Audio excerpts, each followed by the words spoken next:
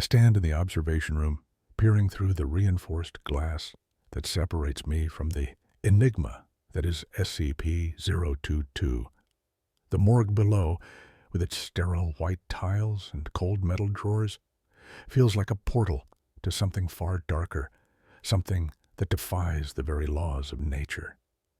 Every time I hear that heavy vault door click shut behind the containment teams, I feel a shiver run down my spine. It's not just the fear of what lies inside. It's the knowledge that each time that door opens, there's a chance that something will emerge. Something that was once human, but is now an echo of what it used to be. The reports from Incident 022-27 reveal a chaotic scene. I can't shake the images from my mind. Bodies animated by an unknown energy, struggling to escape their cold confines. Their lifeless eyes now burning with an unnatural desire to leave the morgue. I've read the logs over and over, trying to find a pattern or a clue, but it's like chasing shadows in the dark. I've been assigned to monitor the morgue to ensure that if an instance of SCP-022-1 appears, I'll be ready.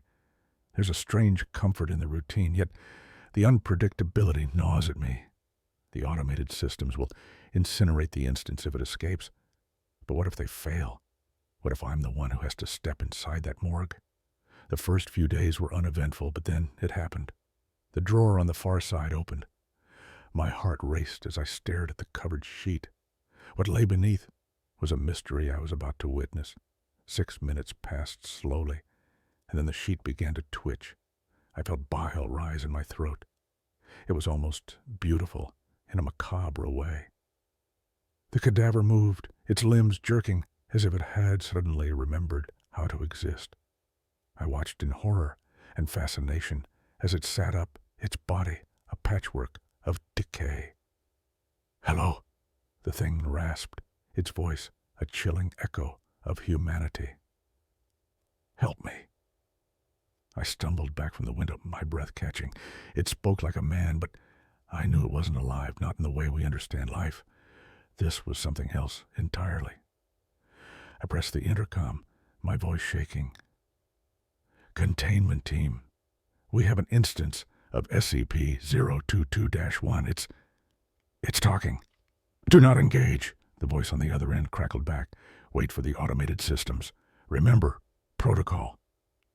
I watched as the cadaver struggled to its feet, its joints creaking like rusted machinery.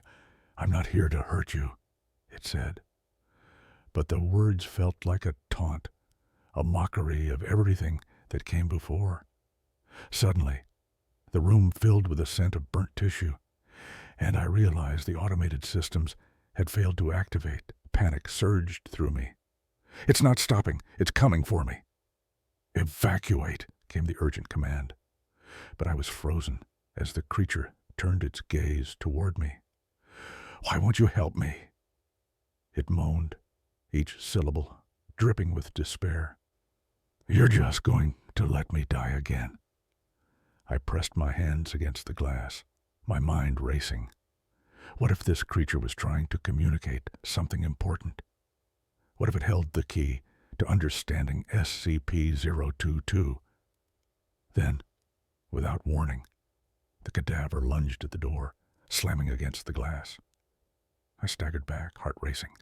It was impossibly strong, driven by a force that was both terrifying and compelling.